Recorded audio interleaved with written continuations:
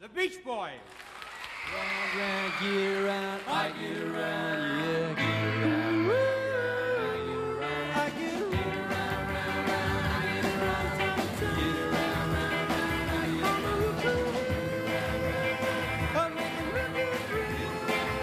around, I'm getting bugged driving up and down the same old strip. I gotta find a new place where the kids are hip.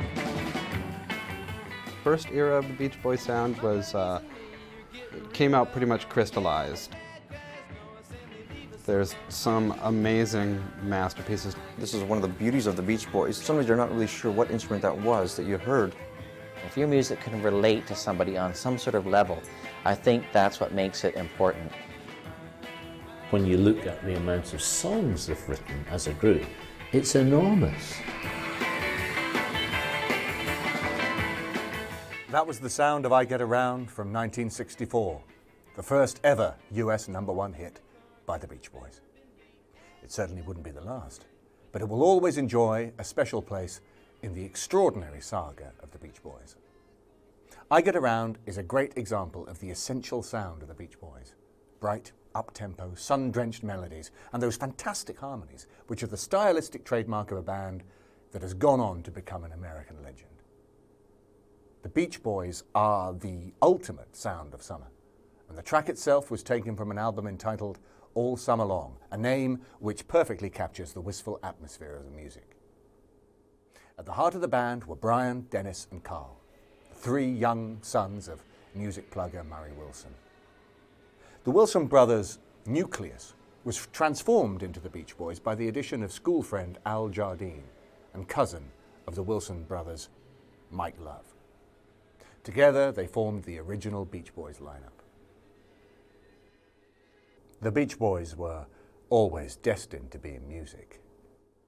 Murray Wilson encouraged the boys from a very early age, and to get them started in the business, he was prepared to back his protégés with his hard-earned cash.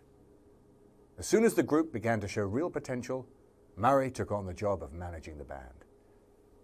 It was to prove a shrewd move, as the hit soon followed. In fact, the Beach Boys had a minor regional hit with the very first record they ever made, a single release called Surfin. Carl Wilson later recalled the impact of the song to music journalist Stephen Rosen. The publisher wanted somebody to record some folk songs that he owned the copyright to, and we did that but slipped in Surfin'. And so when he went to shop the songs around to the labels, they all liked Surfin'. And that's how we got going. Surfing is the only life, the only way for me. Now surf, surf with me. Bob dip dip dip, bob dip dip. I got up this morning, turned on my radio.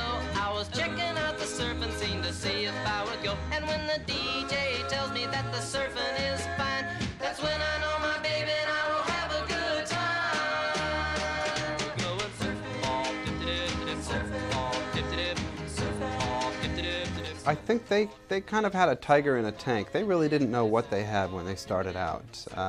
They knew there were these crazy kids in California, just down the street, surfing in the water.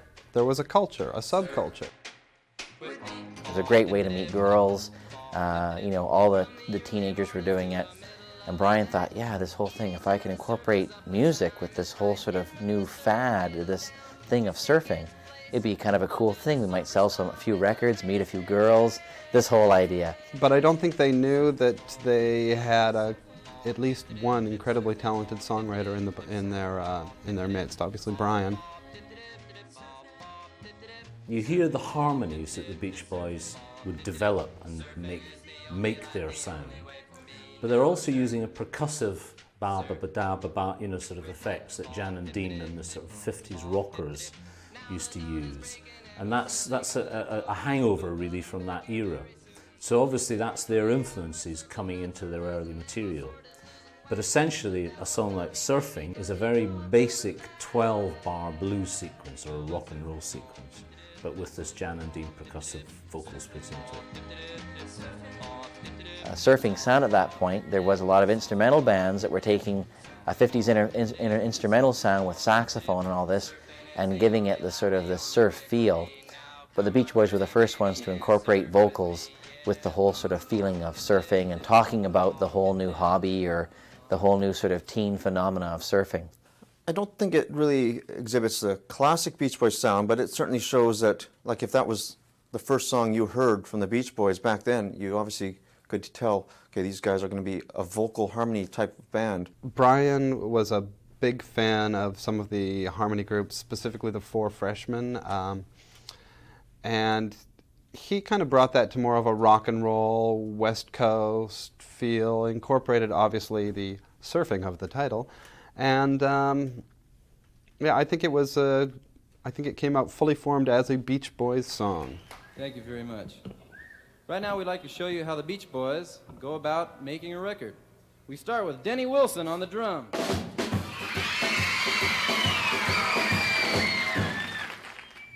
Followed by Al Jardine on rhythm guitar.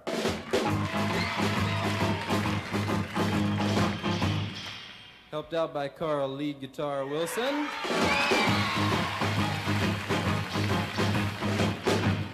And filled out instrumentally by our leader Brian Wilson on the bass.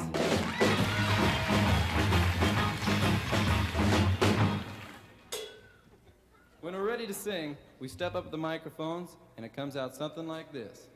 Let's go surfing now, everybody's learning how. Come on a safari with me. Come on a safari with me. Early in the morning we'll be starting out. Some honeys will be coming along. We're loading up our woody with their boards inside and heading out singing our song.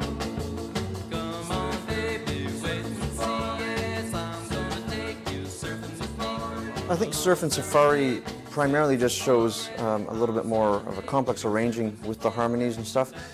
Again, it wasn't still fully developed, what we would see in a couple of years later or whatever, but it definitely was, I think, a progression on what surfing was.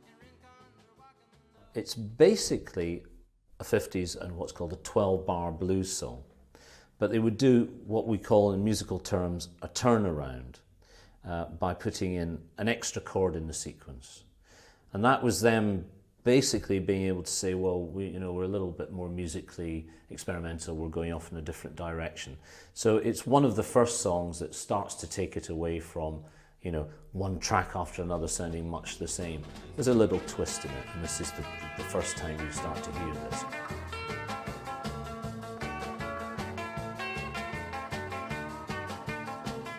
I think it's cute. I think Chug-a-Lug was cute. And Cuckoo Clock was cute. It was basically a cute album, you know what I mean? It had cute thoughts, ideas in it. I used to think of that album as cute.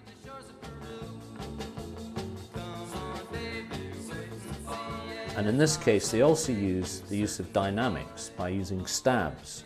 So the song starts with an E to a D to a B7, which is your slightly more unusual chord there, back to an E. Then it goes into a straight 12-bar blues.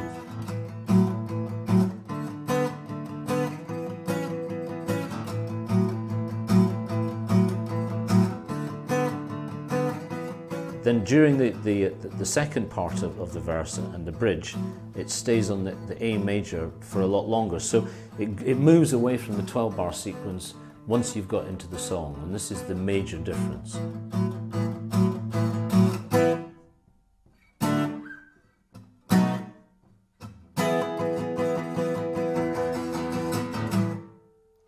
So as you can see, it's not your standard 12-bar sequence, but it sounds like it.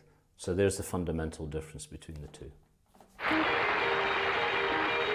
everybody had a move across the USA, then everybody be served like California. You see them wearing their baggies, Warachi sandals too, a bushy blonde hairdo, Surfin U.S.A. You'll catch them surfing at Surfin U.S.A.? Well, Surfin U.S.A., of course, was from Sweet Little 16, the Chuck Berry song. And Brian did a rewrite on it, and that was a real fun session to do. It was real, we knew we had something going. Did you really? Oh, yeah. Yeah, we could feel it. It was a real powerful record. Surfin U.S.A. is one of the first Beach Boys classics because it, again, is really the first time I think that they really fused their strongest elements. You know, again, there's obviously that Chuck Berry influence there, which really gave the song a good drive. As well, I mean, the vocal harmonies, again, were still a further development on what they had done previously. They're starting to use some of the techniques that would become more prevalent in their career as they went further on.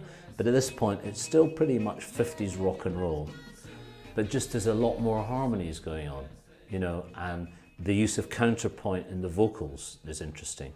A lot of the other bands got as far as a doo-wop, a boo-babby, that, you know, all that sort of stuff, but they're starting to expand on top of the track with the vocals. The basic rhythm track is fairly straightforward. So this one, although it's pretty much a straightforward backing track-wise, rock and roll type of song, is in B flat. Just maybe because it was right for the melody again. They also use a little technique which they used on Surfing Safari as well, I think, by using the stops. If everybody had an ocean across the USA, then everybody be surfing like California. You'd see them wearing their baggies, Warachi sandals too, a bushy blonde hair. Surfin U.S.A. You catch 'em surfing that day. USA. County line. Santa Cruz and Bliss. Australia, Caribbean. All over Manhattan. Down the Rainy Way. Everybody's got surfing.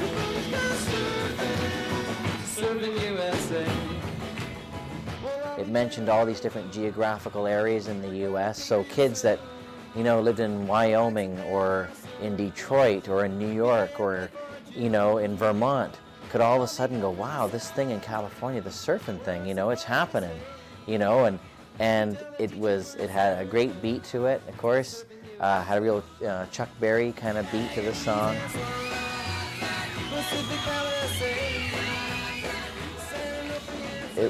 It influenced a lot of kids to, if they couldn't surf, at least they could be under the influence of what was going on in California in those 2.5 minutes or less of a song. They felt like they were there in California. I mean, people never have really thought about the fact that the Beach Boys really sold the state of California in so many ways, and that definitely was the first big selling point there. That song definitely it made the Beach Boys identifiable geographically where they lived, Southern California.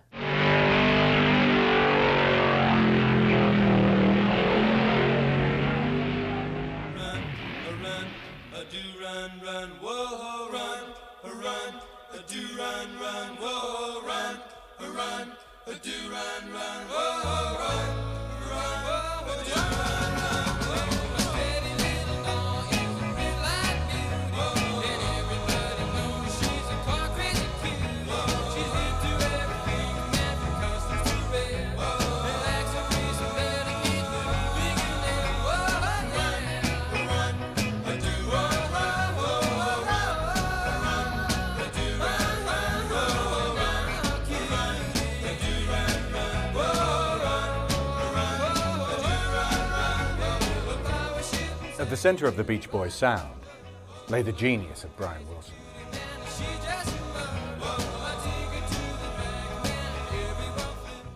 From the outset, Brian had an amazing ability to construct unforgettable melodies to which he was able to match some of the most individual and inspired vocal harmony arrangements ever recorded. I think that musically, Brian Wilson was unparalleled as a bass player in the 60s, in rock and roll at least.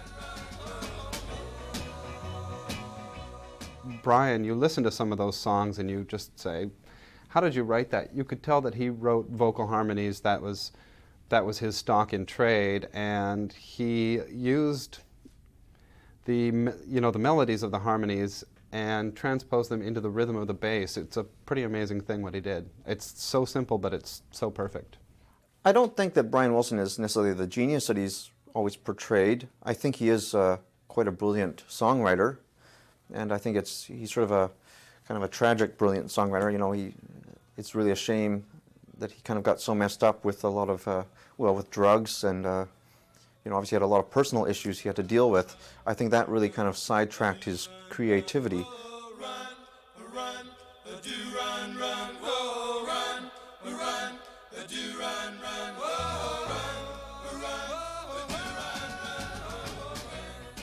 I feel sorry for Brian in so many ways because people always say, oh, he's a genius and this kind of stuff. And I mean, not that I feel sorry that he's a genius, because I do think he is musically a genius, but I think it's also one of these things that when you get called that all the time, you know, you got to sort of think like, what's sort of, you know, what makes me a genius kind of thing. And I think with Brian, he had a lot of different factors going on in his life at that time. He had a father that was pushing him all the time to do better, to do better. He had the other Beach Boys in the band. Well, when's the next hit coming out, Brian? When's this? And then he would be looking on the charts and thinking, oh, you know, the Beatles have a hit out this month. I've got to write one better. Like a diamond comes from coal, he had massive pressures on his psyche, from his family, from himself, from the world. He was an incredibly sensitive man. I think all the pressure on his psyche just was like a million years worth of pressure on a lump of coal. Out came a diamond, the diamond that was the Beach Boys.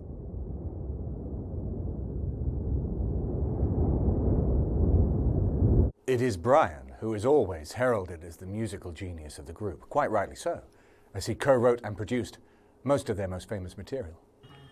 Although Brian was the largest member of the band in stature and played bass on stage, it was something of a contrast for audiences to discover that it was actually Brian who sang the highest parts in the Beach Boys' trademark harmonies. He very much had a very soft, mellow kind of side to his songwriting. You know, he wasn't afraid to do songs that might show that, you know, he had a side that could be hurt or damaged or this kind of stuff. And I think definitely with Surfer Girl, it allowed the Beach Boys to really showcase their vocal harmonies. You know, Brian was a big fan of the Four Freshmen, and from a very early age would get Carl and cousin Mike and Dennis to work together with these tight vocal harmonies. And of course with Al Jardine finishing up everything in there. He was a friend of Brian's, and he was very much influenced by folk music at the time.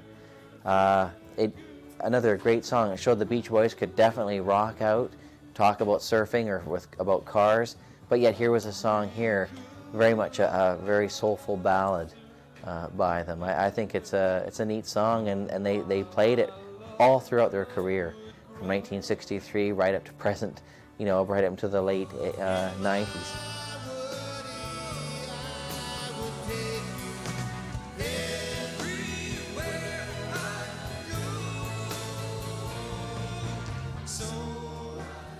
Surfer Girl was pretty much the first time where they started to write about what they felt, how they were feeling.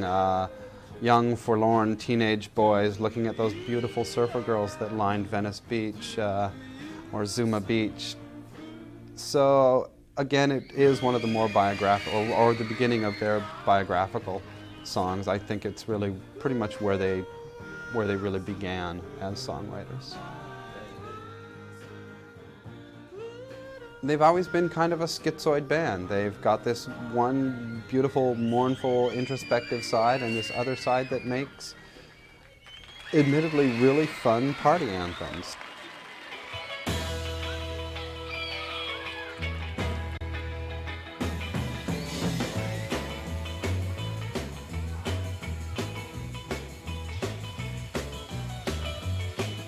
In California, in the early 60s, there were just two things, surfing and cars, and the girls that came along with them. Fun, fun, fun. It's a great song.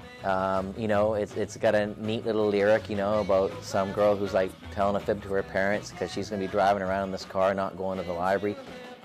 No teenager could not, you know, honestly say they haven't sort of told their parents they're doing something and then gone off and done something else. It's part of the whole growing up experience of getting a bit of that, you know, a bit more lead on the chain. It's got some great guitar work in it. You know, you listen to Carl Wilson's guitar playing in there, and it's got some great sort of very surfy kind of fills in the song. And yeah, it really stands out as a good Beach Boys song. Just a great arrangement. Again, the harmonies we're right now in a stage where the harmony side of the group is really developed. It's, to me, just one of their first major hits that had a lot of. It had the studio polish, but it still didn't lose any of the energy. It's a great song.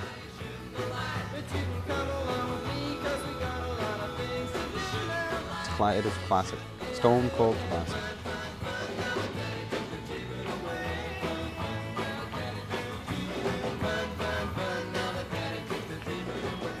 Brian was certainly the creative driving force behind the band, but the Beach Boys as a group were a force to be reckoned with.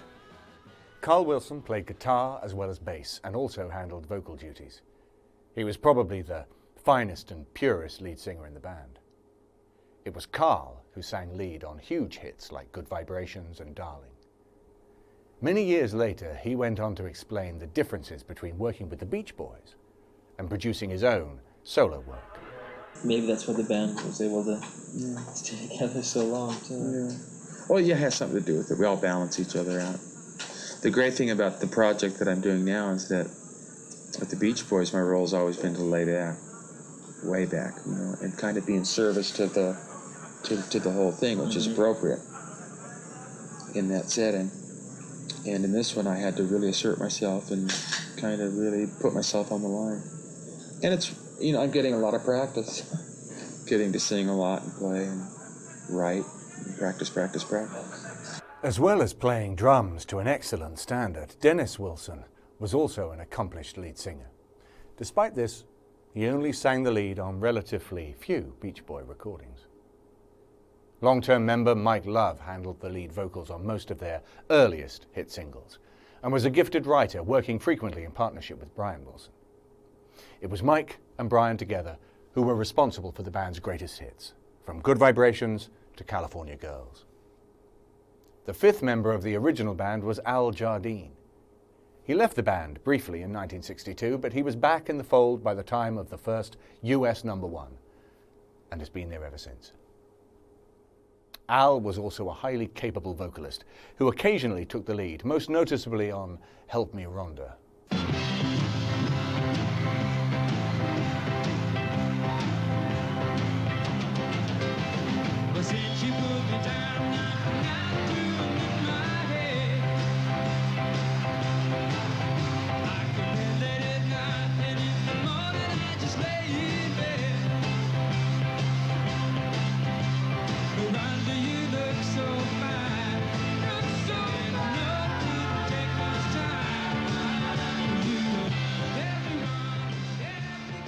During the recording sessions for that song, the break between Murray Wilson, the Wilson brothers' father, and Brian, that was when the break sort of happened. Brian was he was producing stuff. His father still wanted to be involved and was trying to be there to do stuff, but Brian was running the show. And I think it really bothered his father that his son, who was like 22 or 23 at the time, you know, was in so much control and being able to produce such amazing stuff. And Murray, being sort of a father who was also a frustrated songwriter, I think it must have been very hard for him to take. And but I think at that point, you see the Beach Boys changing a lot, and I think that you start seeing stuff where it's more of his emotions coming out in the songs. And definitely with Help Me Rhonda, very, very strong single for the Beach Boys, and I think it was sort of the next step in their musical growth as a band.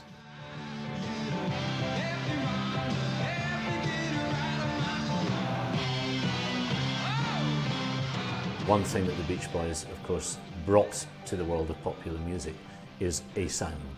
You know, nowadays they call it a branding or whatever, but they, you know, if you're in the studio and somebody says, oh, we should have a Beach Boys sound there, everybody knows what you mean.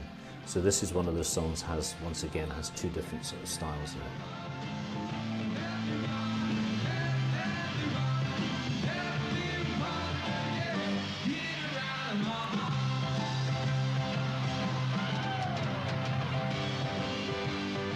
The Beach Boys' path to fame was fairly smooth by comparison to most bands.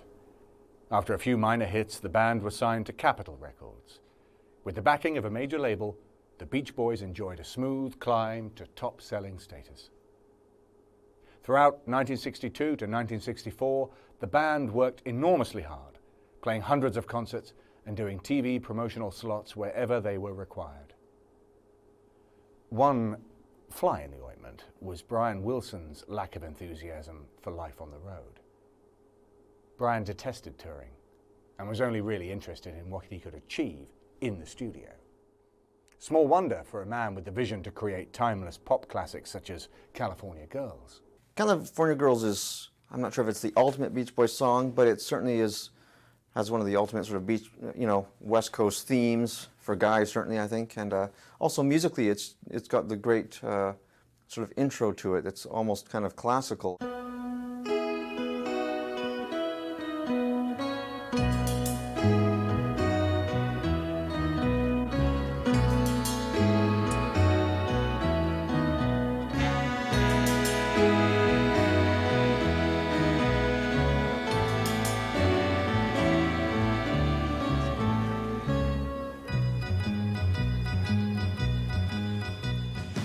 Well, when California Girls came out, Brian Wilson's always said that the beginning part of that song is the best bit of music he's ever written, or his favorite bit.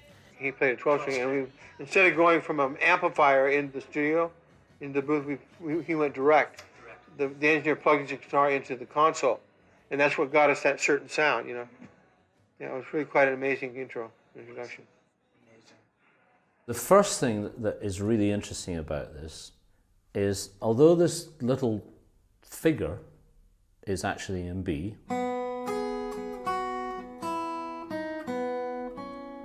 what he's got them to play on the brass section below it, first of all, is an A root, then he gets them to play an E root, and he gets them to play an A root again. And then it moves down a whole tone to A, and they play a G below it, and then it goes into B. Now, I mean, that's just, it's fantastic. It's sort of hidden depths, and this is something that Brian Wilson in particular would do, whereas other people will write a little intro, okay, let's go, that'll do, not him.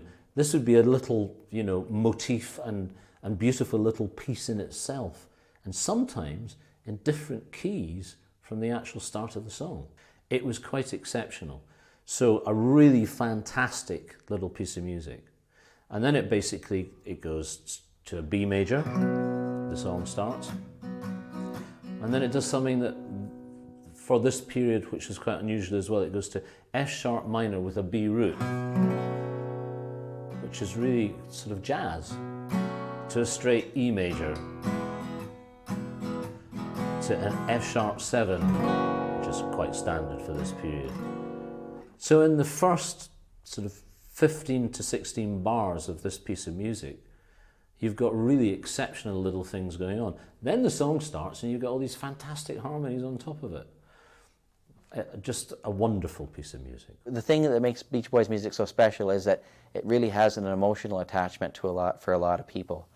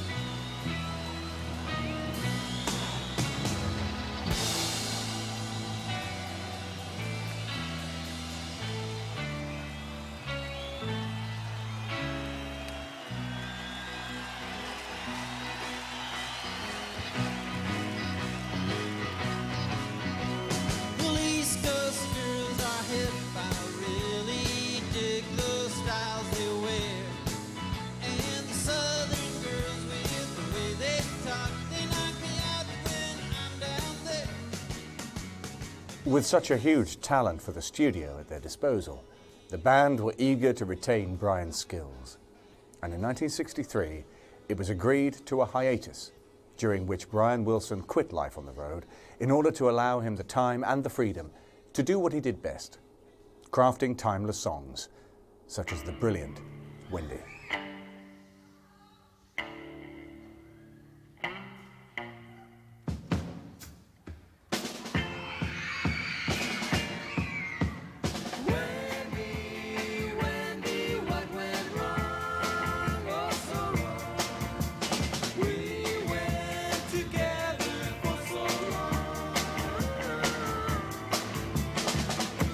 I never thought a guy could cry till you made it with another guy. Oh, Wendy left me alone.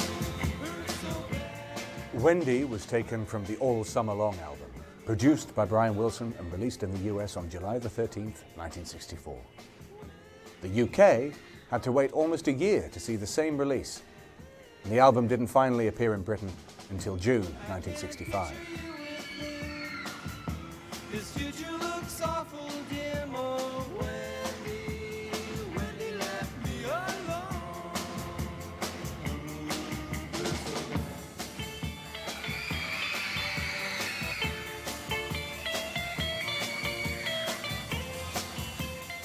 It's a slightly unusual song because it's about a guy who's lost his girl, and he's saying, you know, it's teenage angst. You know, he can't understand why the girl's gone off with this other guy, and I see you with him, it doesn't look right, and all this sort of thing. So it's quite an open song, you know, because guys, once again, in that period, didn't say things like that. They didn't admit to feeling hurt.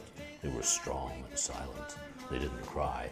But clearly, the Beach Boys were actually able to say these things, and because they were a hit band, people would buy it and listen to it and relate to it. The young guys would as well.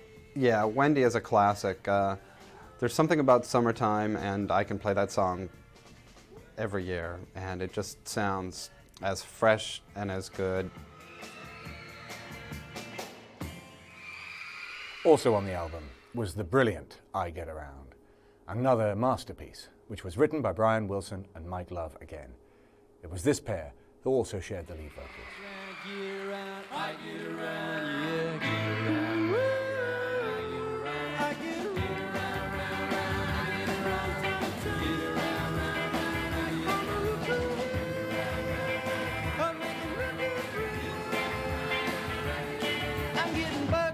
Up and down the same old strip, I gotta find a new place where the kids are hip.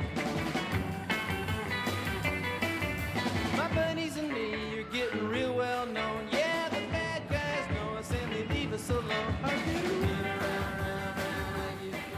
I Get Around was to give the band their first US #1, and deservedly so. The arrangement is leaps and bounds beyond anything Brian and Mike had written up to this point. Carl's lead guitar is pristine and efficient, and the hand claps are so powerful they probably made Spector sit up and take notice. Strangely, no stereo mix of the song has ever been uncovered. Mick Jagger went on record declaring his love for the song, which would provide their first ever English top 10 hit. None of the guys go steady 'cause it wouldn't be right to leave the best girl home now on Saturday night.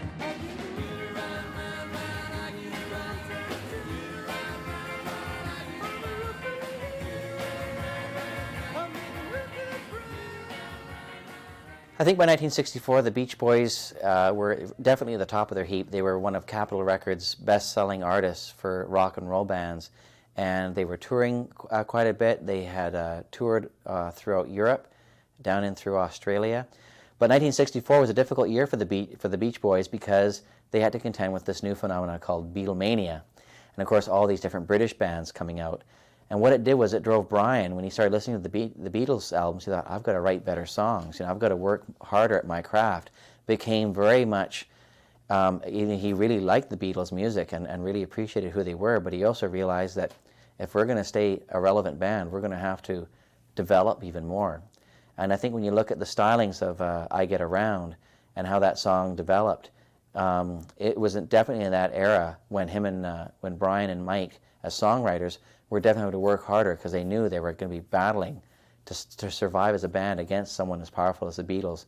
And I think by the time the All Summer Long album came out, you start to see that development in their songs. Songs like Wendy and B-sides like Don't Worry Baby, they all came out in 1964.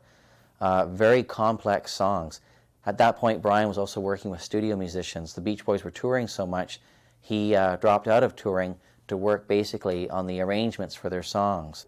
As the album demonstrated, there was a wealth of talent available, both as writers and performers. But according to Carl, creative rivalry did not break out into open competition.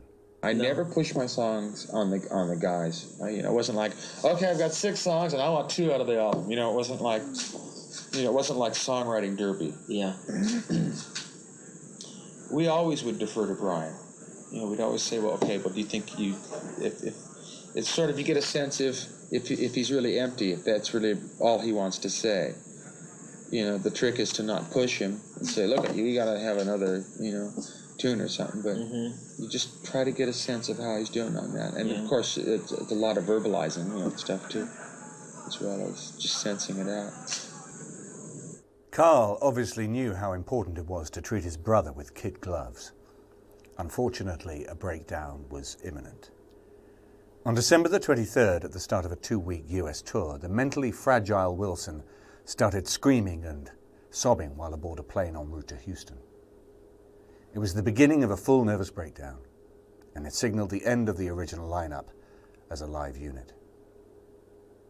From now on, Brian was to be a musical force only in the studio, but it was fitting that the Beach Boys' first #1 album was a live recording with Brian in the band. The album was recorded on August the 1st, 1964, when the quintet appeared at the Civic Memorial Auditorium in Sacramento, California. It stayed at the #1 slot for 4 weeks and remained on the charts for 62 weeks in total. It looked like this was the end of the road for Brian Wilson as a live performer. As a force in the studio, however, Brian was about to re-emerge and produce some of his greatest work, including the mighty Pet Sounds and the classic Good Vibrations. Good Vibrations is a classic Brian Wilson, Mike Love collaboration of the time. It's got that driving beat. It's great. It's got the old kind of the barbershop vocals, but you can definitely hear there's something more going on. I love the colorful clothes you wear and the way the sunlight plays upon her hair. I hear the sound of a gentle word on the wind that lifts her perfume through the air. I'm hanging on vibrations. She's giving me excitation. I'm finding good vibrations. Brian Wilson, he had this idea because when he was younger, his mother told him that there's these different vibrations, and animals can feel vibrations about who a person is, a dog fearing somebody, or this kind of stuff based on these vibrations. And as a kid, Brian was always kind of wondering what these things were and everything, and the whole idea about picking up vibrations from people and picking up good vibrations or bad vibrations. And so he really wanted to work on this song, and all this, again, so much pressure on him. Brian, we got to have this great single and everything, and all the times, right? The late 1966, the whole thing with things happening in San Francisco and in England and all that. He wanted to encapsulate so much, and he was moving the Beach Boys away from sort of that surf sound and using studio experts and musicians like the Wrecking Crew and all this to produce this great single.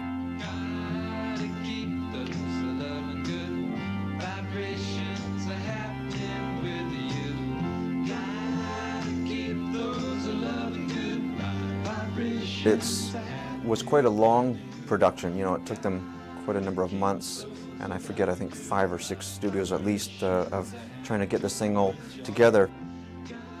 Well, Good Vibrations was made over a period of 6 weeks, going from one studio to another. I would write part of it, and then I'd go record it. Then I write another section and record it, and another section. It was done in 6 stages. And boy, was it ever a great record. It was done 6 stages. I mean, it was like unbelievable. It's amazing. It came together very beautifully.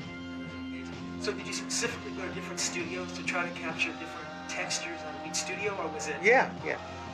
I knew the studios, I knew how they sounded, and I definitely went for it. Went for the gold.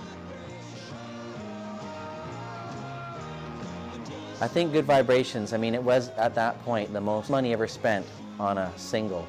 You know, what the Beach Boys spent on that one song, a lot of artists, you know, could have like produced 4 or 5 albums with that amount of money. I think the brilliance of the single is just the fact that there's, again, all these different sections in it. You know, it's kind of psychedelic and weird. There's still some of the classic kind of early surf kind of vocal stuff going on there. So it's a really colorful track. I think it really does stand out as the Beach Boys' greatest song ever written. Definitely, it's an amazing song.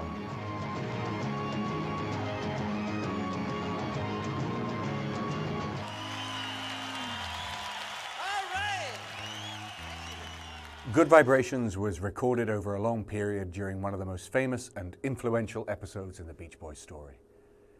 Early 1966 was an incredibly productive time, which saw the birth of Good Vibrations.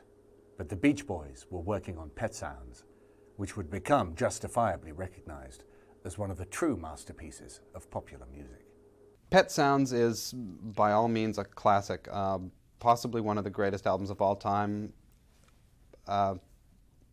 Paul McCartney from the Beatles said that that was their inspiration for putting together Sgt. Pepper's. Well, Pet Sounds, yeah, as far as influencing, it influenced a lot of musicians and players and writers and stuff like that. It wasn't a big commercial success. It wasn't? It was in England. It was huge in England, but not here, was it? Amazing. I think Capitol Records in the United States thought, well, this isn't surf, you know, well, what's going on? We need more formula surf kind of stuff. So they released Pet Sounds, and then a few months later they released The Best of the Beach Boys Volume 1 or Volume 2, I can't remember which one, which was all their hits. And it outsold Pet Sounds, right? So they were saying to Brian, well, you see, look, the surf sound, it sells more records than this new sort of thing you're going on, right? They couldn't see what Brian had done, and so they didn't really promote it that way. They didn't know what to do with it. They couldn't really promote it as a surf and hot rod song album. You know, it was this sort of song with all these emotions going on, and it was just out of their realm as to what they could do with it. But I think in England, the music press, they saw it and they thought, well, this is a masterpiece. And so they really hyped it a lot, and it sold a lot better in England. Pet Sounds, it still holds a special place in your heart. Yeah, I think it's probably the most loving album I've ever made. Could you sense when you'd finished that record that you had done, you had created something Yeah, special? I knew that I had something special, yeah. Very much so.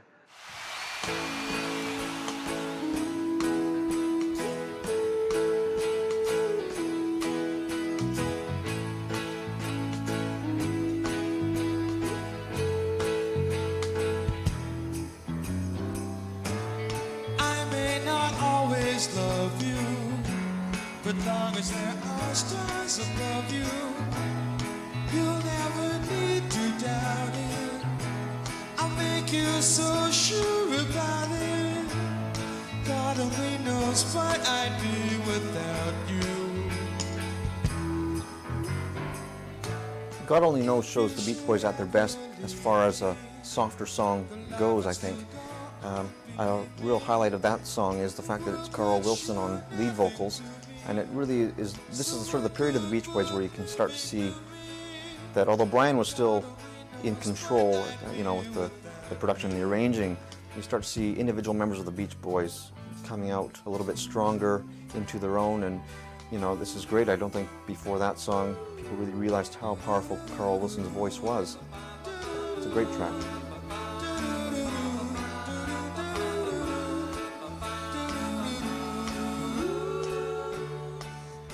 There wasn't many songs that were released as singles that had the word God in it. And even though nowadays that wouldn't be such an issue, but in 1966 it was. But he really believed a lot in this it's a very beautiful song. It's is very melodic. It has lots of different musical instrumentations going on in it. Of course, you know, they spent months doing the build-up to Pet Sounds in the studio, and then the Beach Boys come in and lay their vocals on it, and it just came as this complete picture sort of thing. And yeah, it's a very beautiful song.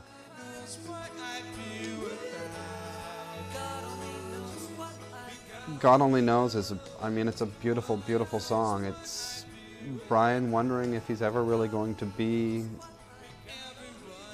fit in, ever going to be loved, ever going to find love.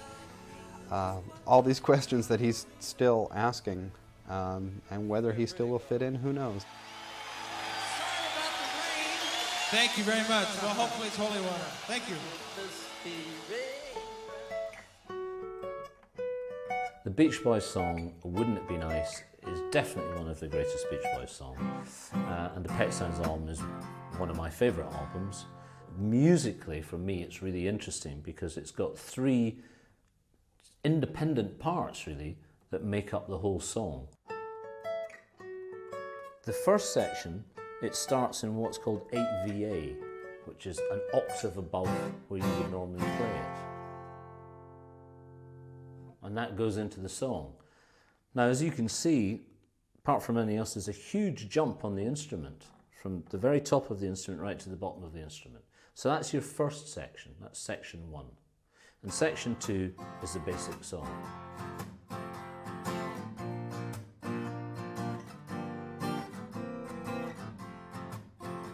So there's two fundamentally different pieces of music going on, but somehow he makes them work.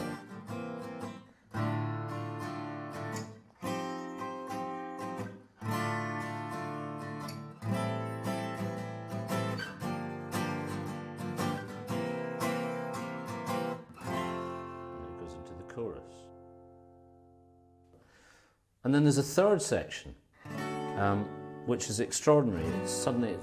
There's a jazz middle to it, but once again he makes it work.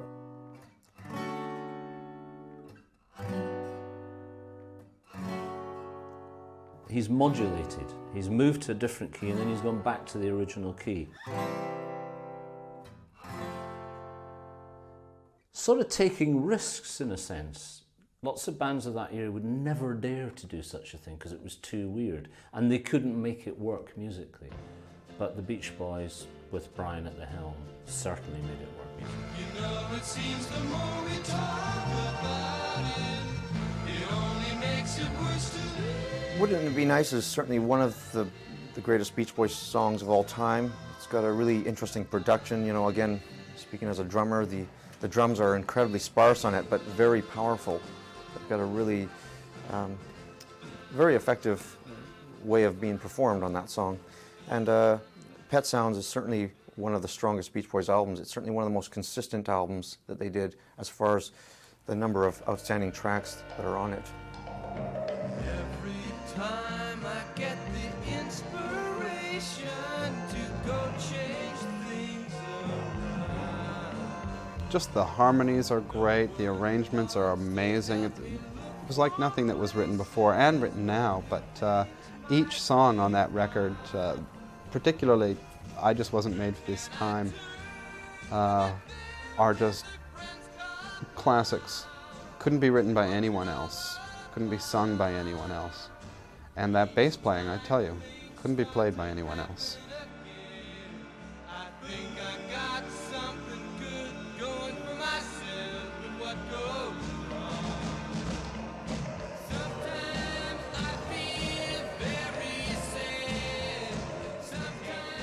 Despite the fact that all was clearly not well with Brian, the band continued to make great records, with their talismanic producer still somewhat in the shadows.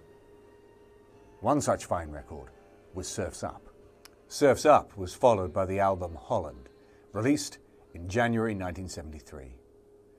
Brian still had very big, continuing problems to contend with, but brother Carl Wilson fondly recalled the making of the album as a very positive time in the band's development. Holland? That was fun. I lived there for 7 months, and that was just real different, you know, a real charming experience. Remember, we went there in June and it rained all June, and like more rain than they'd had like in 100 years or something. And then July they had the heat wave of like the hottest it ever was. And it took an extra month to get the studio set up, so we just drank a lot of beer, you know, just, you know, and went to museums and had fun and played with the kids and you know, like that.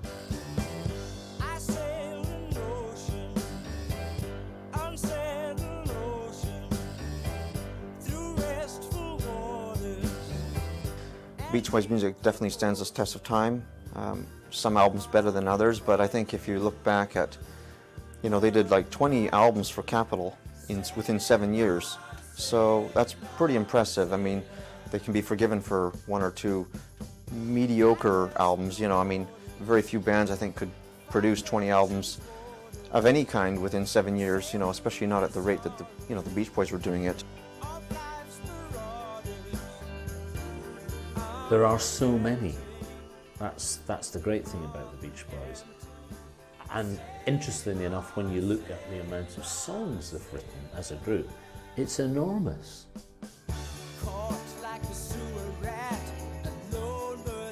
The Beach Boys really didn't have a big sway in the music scene as they did a few years earlier. Musically, there was so much going on in the world at that time with the different subcultures and that, with the psychedelic and heavy drug type music of the San Francisco, and heavy bands like Led Zeppelin starting to make inroads into popular music. You know, I think the band was still a great band, but there's certain periods in every band's career where you just can't help but, after all the touring and recording, the constant grind, you just end up, even if you have high intentions, you know, you end up having low energy.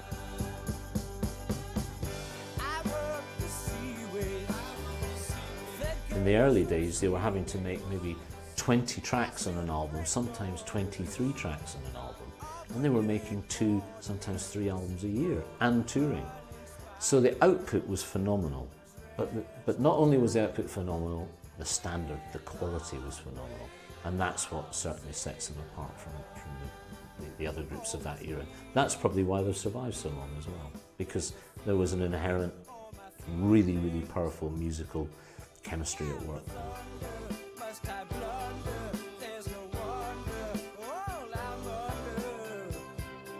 They will always be remembered for that period of Pet Sounds, Smile, and Smiley Smile. More fertile, a ground of musical genius. That there never will be another one like that. It's just pure beauty.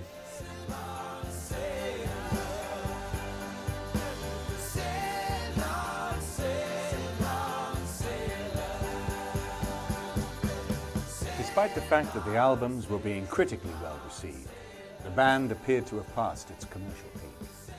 Surf's Up hit only number 29 in the US charts. Holland fared even worse, reaching only number 36 and slipping from view shortly afterwards. Perhaps it was a mistaken attempt to reverse this decline that led to further attempts to reintroduce Brian Wilson back into the band as a full performing member. In the following years, Brian did make a few unsuccessful attempts to return to live work with the Beach Boys, but his mental health was never really strong enough. In 1976, the legend looked to have died, but time is a great healer. Exactly 25 years after his first breakdown, Brian Wilson suddenly re-emerged as a fully fledged live performer, giving solo concerts all over the world. He could no longer lay claim to the Beach Boys' name, but the original spirit was still there. In 1999, on the brink of a new millennium, Brian Wilson was, in the words of one of his own greatest songs, finally ready to do it again.